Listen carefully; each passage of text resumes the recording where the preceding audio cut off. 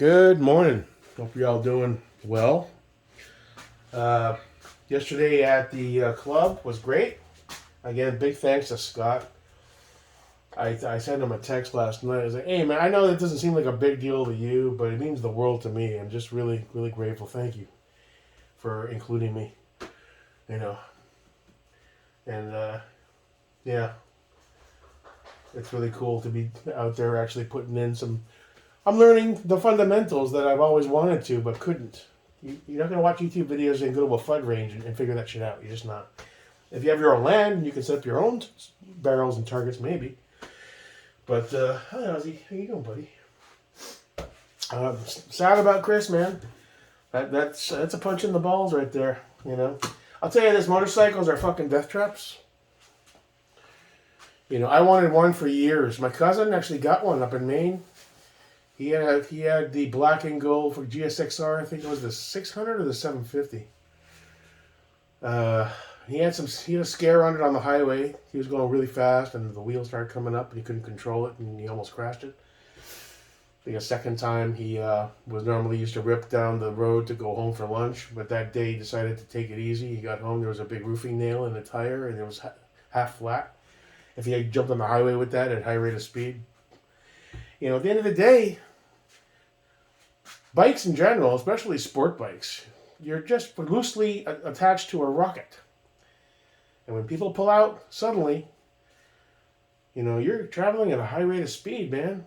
And it doesn't matter how much gear you're wearing or helmet, you know, when you hit at that rate of speed, your organs, your brain, your spinal cord is still traveling at that speed. And that sudden impact, that's the killer. It severs the spinal cord, or the brain bounces around too much. I remember when I was talking to Chris about a year ago, and he sent me a thing saying he sold some of his guns to buy a bike again, and that's when he bought this bike. I forget the exact bike. It's a Kawasaki. I think it was a 750. It was it was a Ninja. Something, I don't know. And he had told me that years ago he had a bike, and he ended up crashing it, and the bike got towed. Again, somebody I think pulled out in front of him out of nowhere, and he was in the hospital and all that shit, I think. And after that, he said he swore off bikes, and that's when he got more into his gun stuff and built his guns up. And then I remember about a year ago, roughly, and he said, "Yeah, I ended up selling some guns, and my wife and I bought bikes." And I was like, "Yeah, well, you know, that's your passion. Just be careful." I wanted a bike many times in my life. I thought they were cool as shit back in the late 80s, early 90s, and my teen years and early 20s in the 90s. You'd see these guys pull up 4-6 deep on their white for GSXRs with the blue stripes. I was like, that's so cool. You know, who doesn't want to do that, right? And then over the years, I thought about buying a bike, and then the money wasn't there usually. Or if I saved up a little money, the central AC would go in my townhouse, and there's $3-4 grand. You know, nothing crazy, but. And there were times I got serious again, looking at a bike, even a cruiser, and I'd read in the news 5 more dudes getting creamed. And usually it's no fault of their own. Now these sport bikers that do $180 on the highway shit and weaving in and out of traffic, you know, they're kind of asking for their own fate. But there are times where you're just doing everything right, and all it takes is one old woman or man or just a regular person to change lanes without seeing you, or to do whatever, and that's it. You're dead. You know, so is what it is. Rest in peace, Chris. Horrible. Anyway, LMT did really great. You know, I don't know how many rounds we have on this currently. It's not a ton, right? Because we're doing drills on top of that. But it shoots flawlessly. Really happy with it overall. It's a solid build, and I'm stoked about it.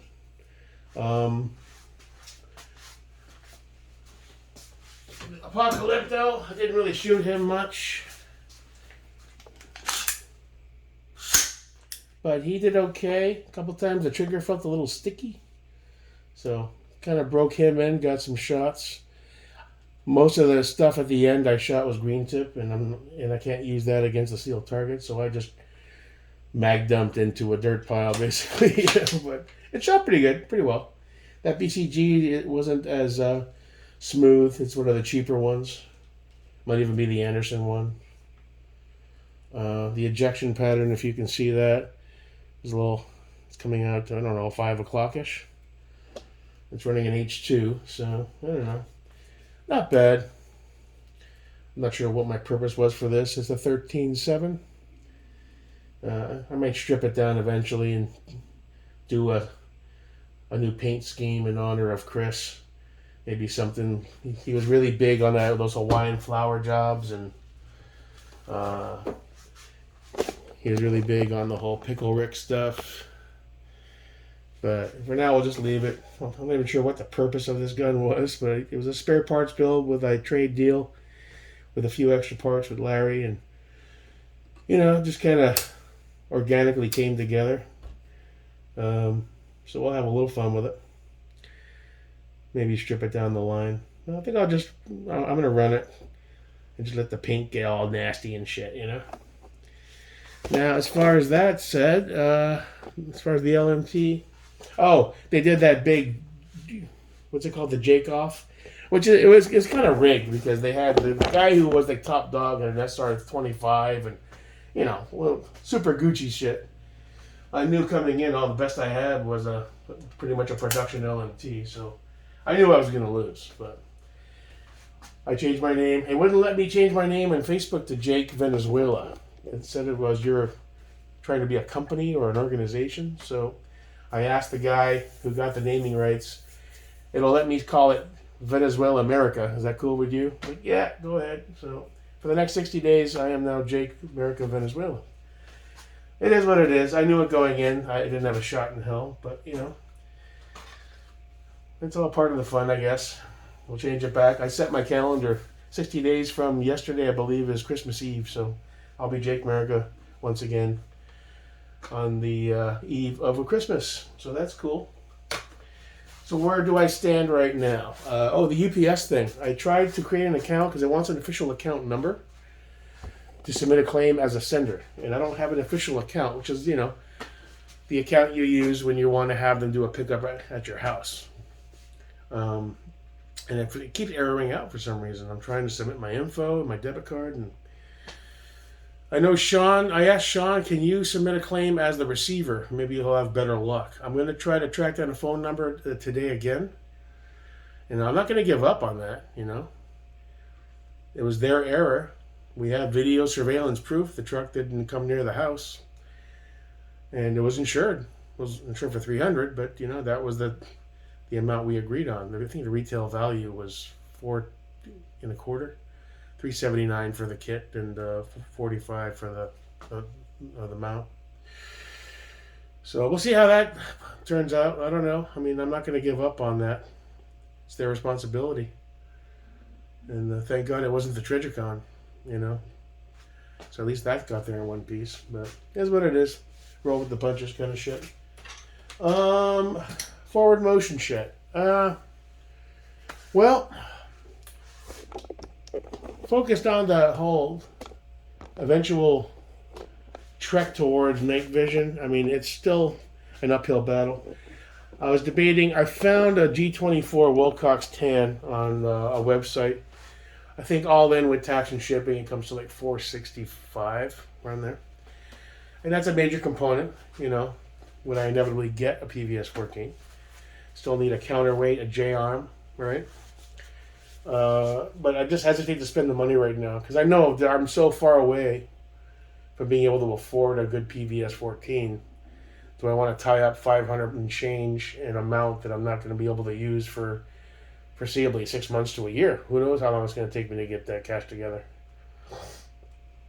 So I think I'm going to just put a peg in that one. Maybe get the PVS first, and once I know I have that, then find $500 for the mount. If I see a deal on stuff, I may grab it. I do want to get a mount for the GoPro for the helmet, but for some reason, I haven't heard back from Team Wendy. I sent them a message, and the one they had listed on Amazon on their store is now says not available. We don't know when these are going to be available. So maybe they sold out and they're not making them anymore.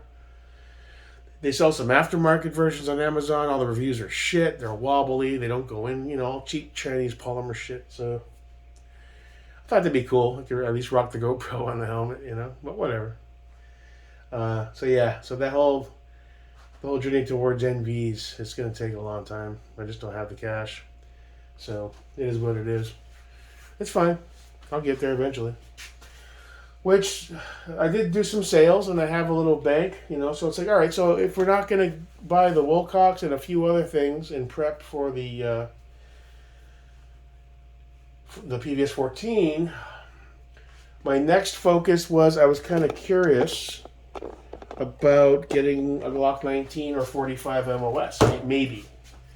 But I'm still, at this point, I'm like, every gun I own has to have some sort of purpose. Not just a random, I want a brand new toy thing, I'm still trying to get proficient with that SIG 365 XL.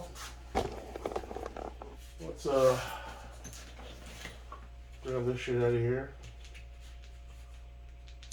Good, that's off. Let me hang this here. There you go, buddy. I didn't have to go MacGyver, and I removed the thumb guard off of my holster because we were trying basic transitions, 2 shots with the AR, 1 shot with the Glock. I kept banging into this every time.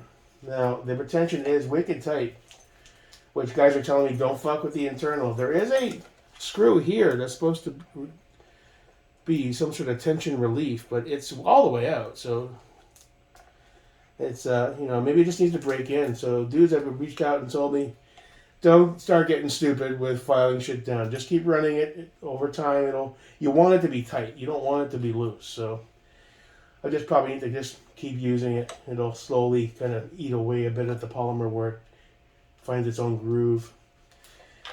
So that's that. Oh, there we go.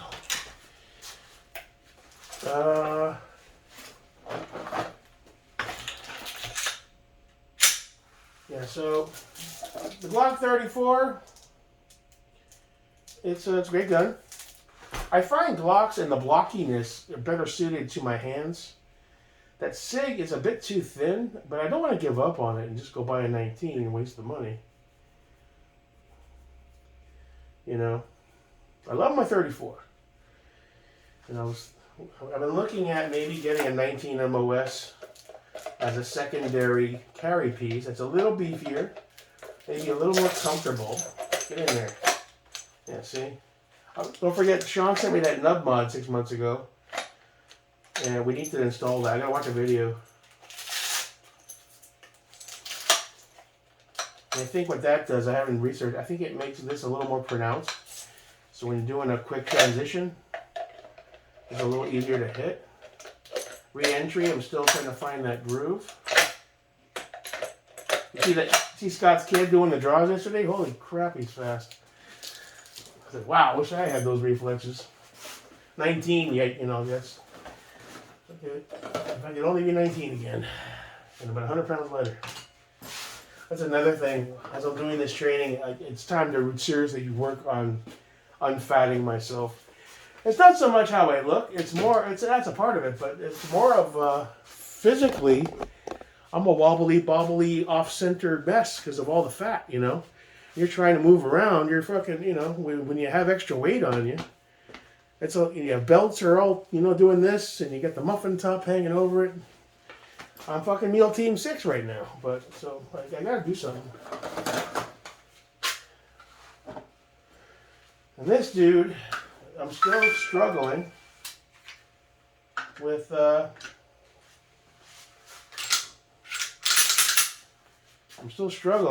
I don't want to give up. It's all about, Scott said I need to swap out. I'm still got too much space under the webbing on that Glock when I shoot it. And there's probably another issue with this. Getting high and tight with that. So that's going to be a focus on the training.